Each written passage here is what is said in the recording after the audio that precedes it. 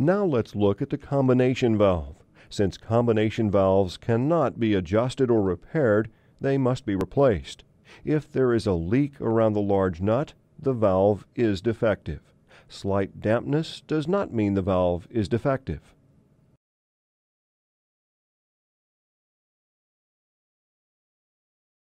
To replace the combination valve, note where the brake lines are connected.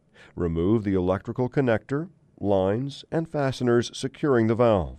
Then install the new valve, making sure the bolts are tight.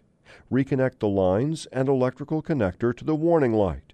Make sure you connect the lines in the same configuration as they were originally.